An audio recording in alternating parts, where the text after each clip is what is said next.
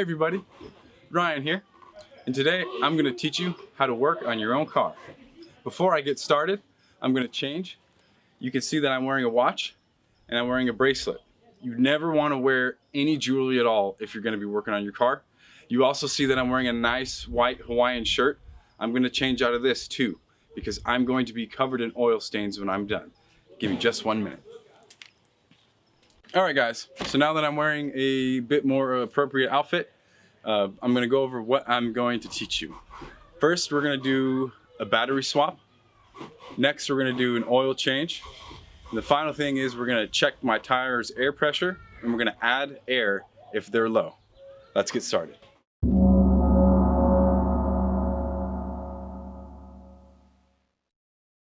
First thing we're going to work on is the battery change. You'll notice that if you take your car into a auto mechanic shop, they'll charge you around $200, $250 for the battery change. The battery itself, I paid $120 for my new battery today. So basically, if I took my car into the shop, I'd be paying someone $100 to do this. And I'm going to show you just how easy it is. So you're going to need a couple tools. First tool you're going to need is a 10mm monkey wrench. So, it's pretty simple. When I get down here and I do my battery inspection, I noticed this morning actually that you see a lot of this white powder that's around these metal parts. That powder is basically telling me that there's a leak in the battery and the battery needs to be changed. Sometimes you'll get this white powder on your terminals. Let me lift this up for you so you can see in there. If this white powder was around my terminals, it wouldn't be such a bad problem. I could clean the white powder up and the battery would last a little bit longer. But since the corrosion is happening on the side of the battery, that's bad. And we're gonna go ahead and we're gonna change it. We're gonna do the first step of changing the battery, which is to remove this bracket right here that's holding the battery in place. And I want you to notice the fact that I'm wearing these mechanic gloves. This powder is not good for your skin. So whenever you do any kind of work on your battery or any kind of work in your car in general, I highly recommend wearing gloves. You might see mechanics in the auto body shop that don't wear gloves. They're probably gonna have cancer by the time they're 60. Wear gloves. All right, so let's get this bracket nice and loose. You can see righty-tighty, lefty-loosey. And sometimes once you get it started, it's better to just finish it up with your hand. And remember, I'm getting the powder all over the place, and that's okay because I'm wearing gloves. You can even come down, blow it away. Now we're going to loosen this one.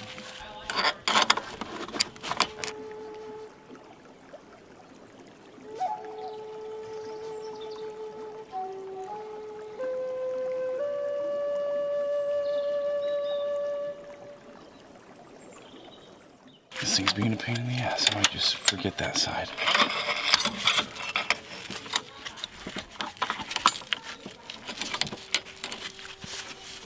And you'll notice this long rod piece has a hook underneath, and I'm just going to bring it up. I need to get a little more room on that side, and then out she pops. Alright, so now that we have the battery free, next step is going to be removing these terminals. It's very important what order that you do it in. So first we're going to remove the black, next we're going to remove the red.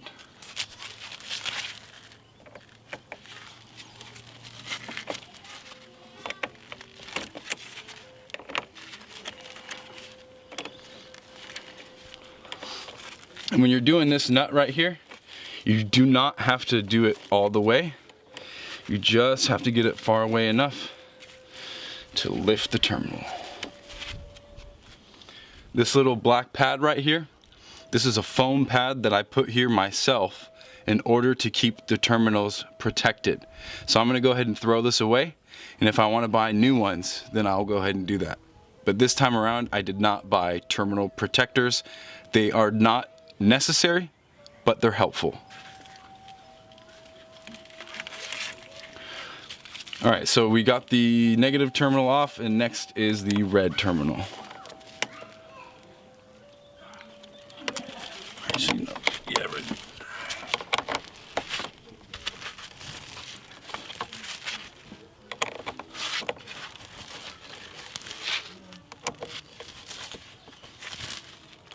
Again, once you have it loose enough, it should just pop right off. We have the terminals off. I've lifted this bracket off to the side. And now, our battery just lifts right out, and it is very heavy, so be careful. All right, folks. So you see this is my brand new battery right here. It's got terminal coverings on it. So, I gotta pop these terminal coverings off.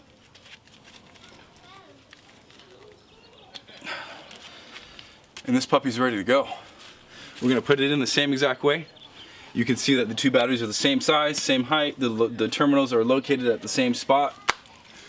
We know it's the correct battery. So we're gonna go ahead and put it in. Move that bracket out of my way.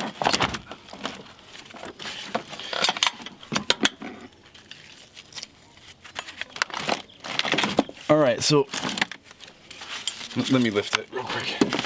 You'll notice that there is this plastic cover, and then there's also this tray down in here. So when I put the battery in, I slip it in this plastic sleeve, and the battery is resting on that tray. You see? I'm actually gonna blow that tray out because it's real dirty and gross. Comes right out. Shake that out.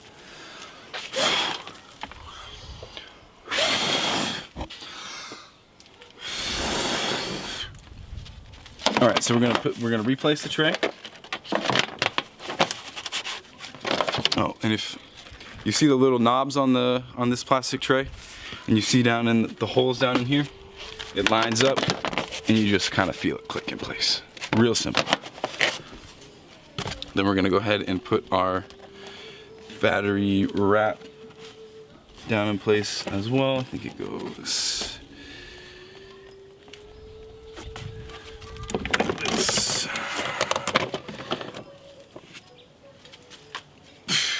Actually, no, it flips around because the terminals stick out on this end. Perfect.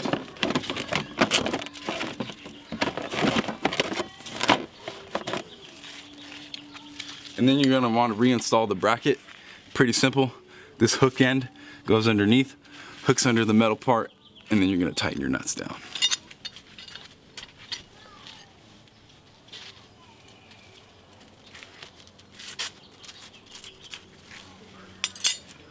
So, in goes the battery. Just like that. I'm gonna make sure it's resting on the tray. And then we're gonna ratchet it back down.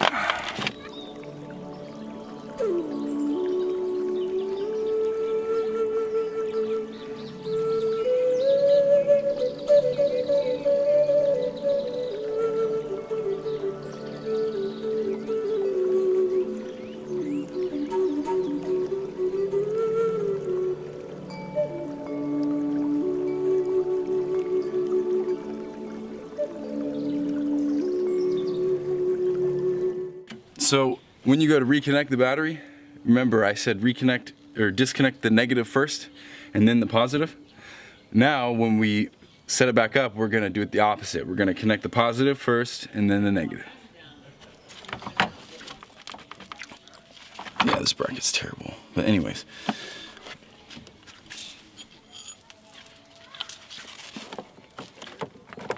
So we're gonna seat it on there. And we're gonna snug it up. You don't wanna make it super, super tight, but you wanna make it tight enough to where it's not gonna come off. So it's getting kind of snug. Give it one more little oomph. Good to go. And now, for the last one, your negative terminal. So we're gonna bring that around.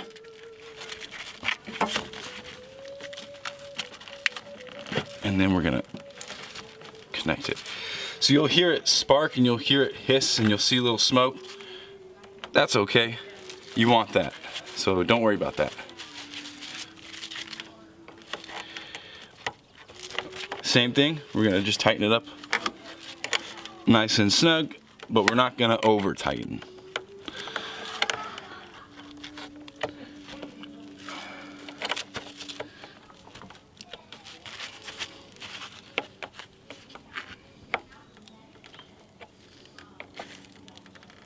And that's plenty snug enough. Just one more little oomph.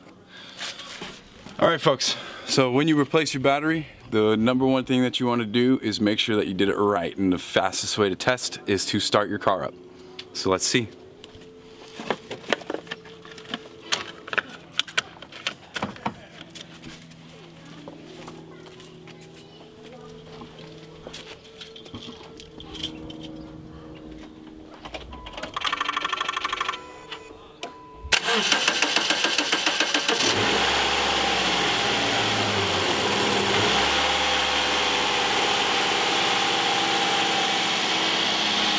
You'll notice that the engine had a little bit of difficulty getting started. That happens just about every time you replace your battery, so don't let it scare you. You just gotta hold on that key, let the engine turn over, and she's good to go.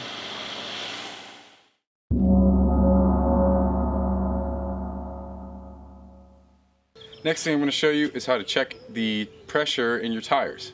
Tires are a pretty expensive investment. Most people drop between $100 to $200 per tire when they get new tires. If you don't check your tire pressure and you just drive on them after you buy them brand new, you're gonna wear them out twice as fast. You're gonna have to drop another $800 on a set of tires. So remember, if you keep your tires properly inflated, they will last twice as long. I'm not even exaggerating. So for my Subaru, I know that up front, my front tires need to have a reading of 33 pounds per square inch. My rear tires need to have 32 pounds per square inch. The reason being is that the engine is up here. The engine's super heavy.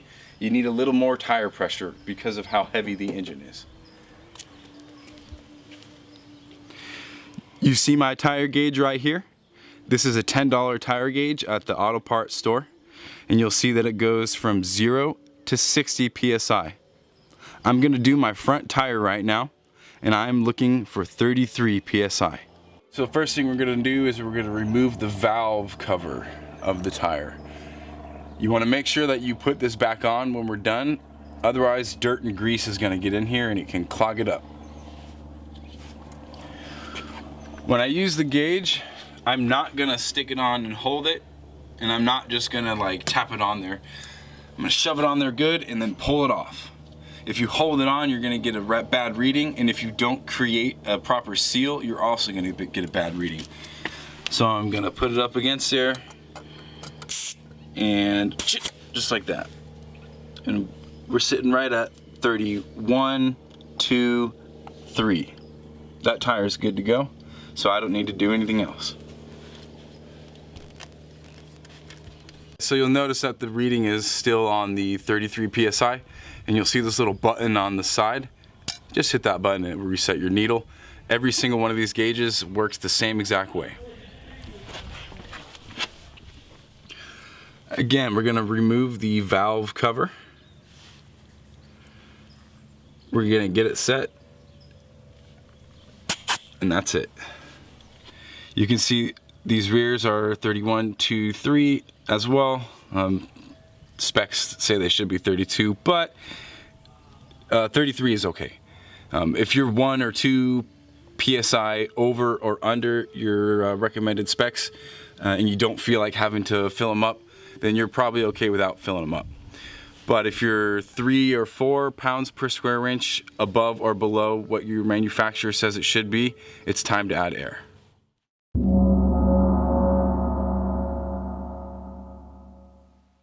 Now it's time for the oil change.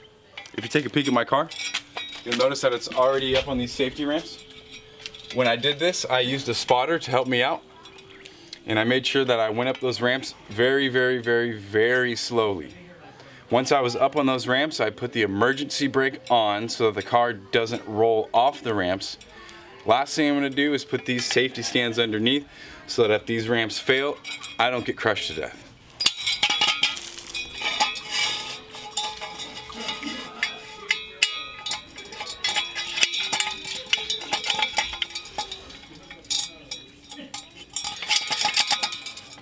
One thing you want to do when you're messing with these safety stands is you want to make sure if I'm underneath my car and it falls and I need to fold my arms, I'm going to be protected. Just barely, but it's not going to kill me. We're going to adjust this other one to make sure that it's high enough to protect me.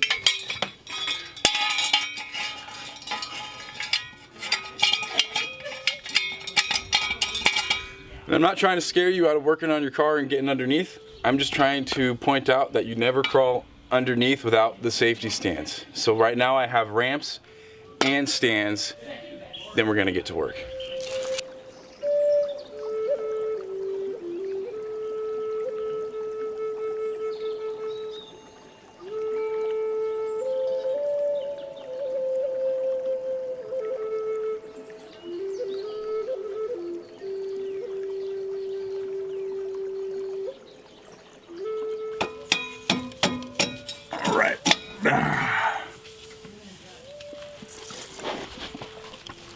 You'll notice that I found where the metal frame is of the car, and then I put it in there and then I hit it to jam it up underneath. It's very important when I'm done that I remember to remove those, because if I try and pull back with the stands on, it will probably lift my car up in the air and then I'm going to be stuck. I'm going to have a 4,000-pound car that's stuck up on stands and I have no way to get it off. So remember, when you use these ramps and you use these stands, pull the stands before you pull off the ramp. So first I'm going to show you how we check our oil and what we look for. This right here is my oil dipstick. I'm going to pull it straight up and out. And first thing I want to check for is actually the color of the oil. And in order to do that, I'm going to dab some of this oil off onto my rag. You'll see that the oil is pretty brown and it looks kind of like Hershey's chocolate syrup. That's how you know that it's about ready for a change. If the oil was a little more fresh and I dipped it in here, you would likely see more of like a honey color. But we're actually getting like a brown Hershey chocolate color, and so you know it's ready to change. And then as far as showing you the oil level, you see an L and an F. It's going to be right there on, you want it to be either on the F or maybe a quarter of the way down. Anything lower than that, you're either going to want to change your oil or add a little bit. In this case, since the oil is a brown Hershey syrup color, we're going to go ahead and change it, and I'm going to show you how. So the two most important components that you're going to need for changing your oil is a 5-quart jug of oil and the manufacturer specific oil filter for your car.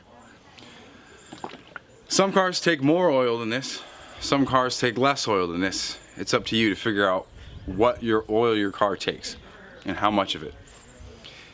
You see this number right here? That's 5W30. That's basically a formula that tells me the weight and the viscosity of the oil. You don't need to know what those two terms are, but you do need to know what numbers go in your vehicle. If you put the wrong number oil in your car, you might as well get a new car.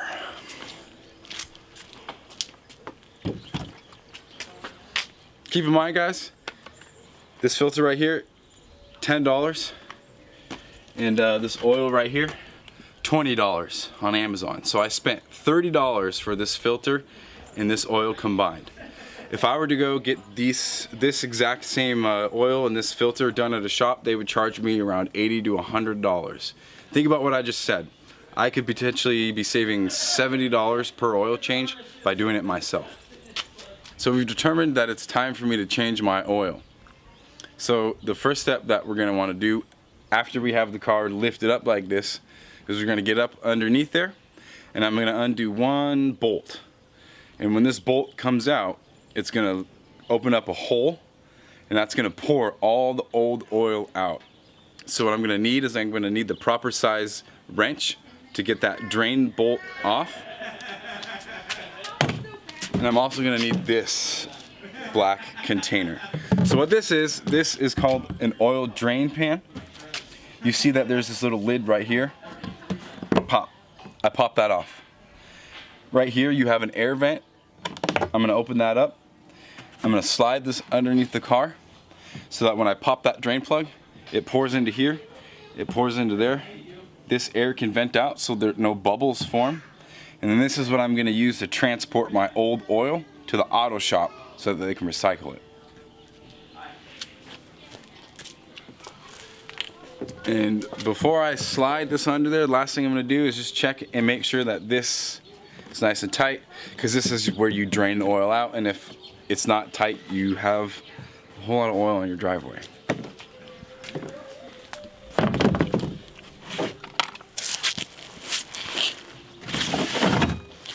Alright, so this goes underneath where the oil's gonna be coming out.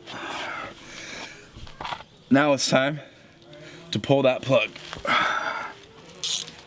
We're gonna loosen the drain plug. It's gonna start to come out, and then it's gonna come out real fast.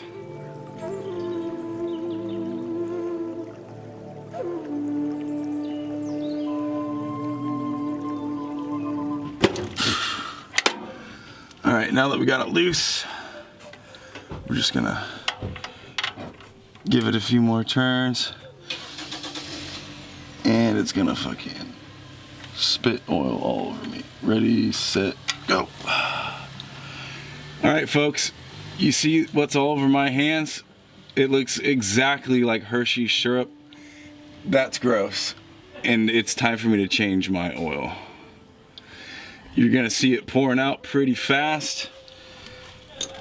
It's pouring right into the drain pan like it's supposed to. And you're seeing it start to sputter a little bit.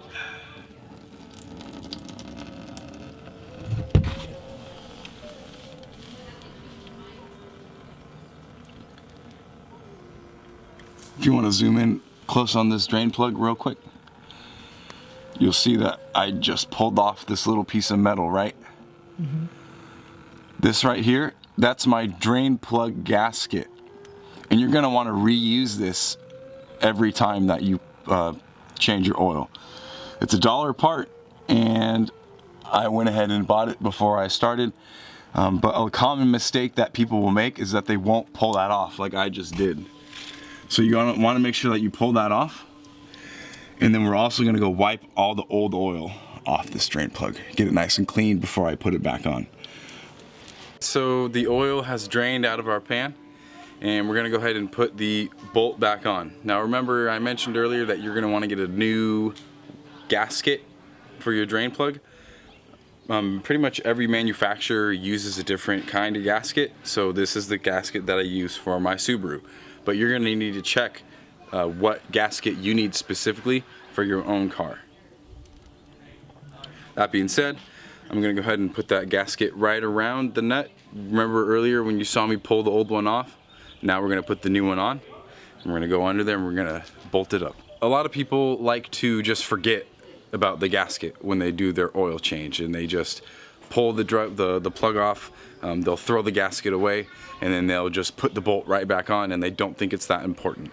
However, the manufacturer would not make these and recommend them if it wasn't important.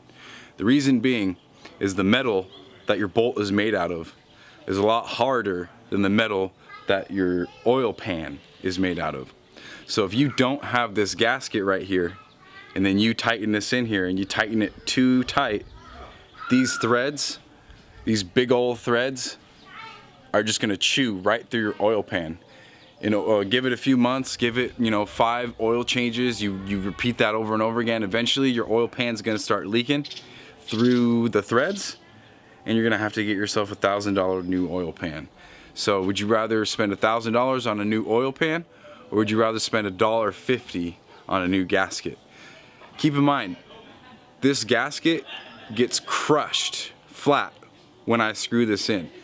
So when I screw this in, this little gasket right here, it's gonna get crushed flat. But I would rather the gasket get crushed than the threads get stripped. Yeah, so I tightened it on there with my fingers as tight as I can get it. And we are gonna do about a half crank. So we're gonna start here and then we're gonna crank it all the way, or maybe not even a half, maybe just a quarter turn. Yep, give it a nice little quarter turn. And that's all she wrote. So it's really hard for you to see, but what I did is I reached up in there and I grabbed this filter and I just undid it with my hand. I didn't need a tool or anything. And you'll see that all this dirty oil went everywhere. You'll want to make sure that your oil pan is underneath your filter when you pull it. And your filter is going to be in a different location on pretty much every vehicle I've ever seen. So you're going to have to check your manufacturer specs. Sometimes it's easier to get to, sometimes it's hard to. In this case, I just had to reach my hand right over there and twist it off. So this is what the oil filter looks like, and then we're going to go over the steps for when we put the new one on. So you saw me put my car up on the ramp, and then you saw me go under there and undo the drain. We drained the old oil out, and then we put the new plug back in, and then I removed the old filter. Now, almost the last step, we got to put the new filter on, but I want to show you something important while we're here. So you'll notice that when I pull this filter out, there's a plastic cover that goes over this. I've heard stories of guys, I've never done this myself, but I know somebody who has. He was working quick, he pulled it out, he didn't check this plastic, and he screwed it on there. What do you think happened? Every single ounce of oil that was in his car ended up on his driveway. Because what happens is this filter screws onto your engine, and you see all these holes. All of your oil goes into the filter, and then it comes out. It gets shot into the filter in that big hole, and then it pours out back into your engine through the small holes. Well, if you screw this on there with the plastic covering on, the oil can't go anywhere. It's gonna try and go in there and it's gonna spray all over the ground, just like it did to my friend. So step one, we're gonna pull the filter out, and I'm gonna make sure that I get this plastic cover off so that I can get oil flow in there. Once your plastic is off, you're gonna notice that there's this red rubber seal that goes around. If you know anything about seals, when you oil a seal, the seal becomes more airtight. So before I put this on there, I'm actually gonna dip my finger in the oil. Look at that nice clear oil. You can't even see it's on my finger. It looks like honey. Remember how brown the old oil was? And we're gonna dab the fresh oil around the gasket. A little more. Oh man, look at how beautiful that is dripping off. It looks like golden honey. And we're gonna dabble that on just a little bit more. And now this puppy's ready to go on my engine.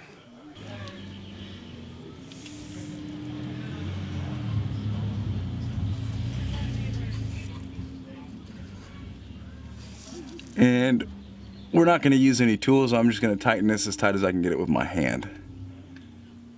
And that should be enough. All right.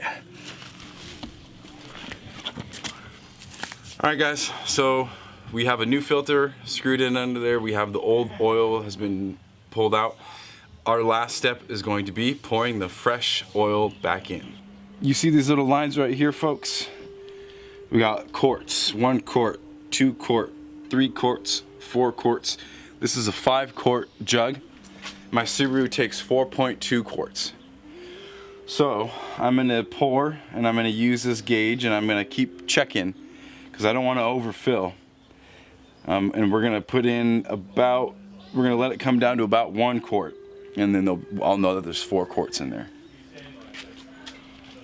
So I got my funnel and we're pouring. You want it to be a nice, easy pour. Too fast and you might get oil all over yourself. Nice, easy, slow pour.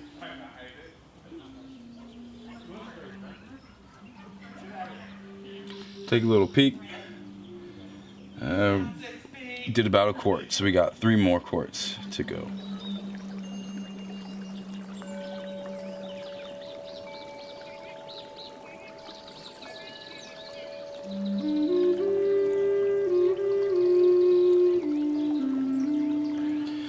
Alright folks, last thing I'm going to do once I have enough oil in here is just put the oil cap back on and start it up, and our oil is changed.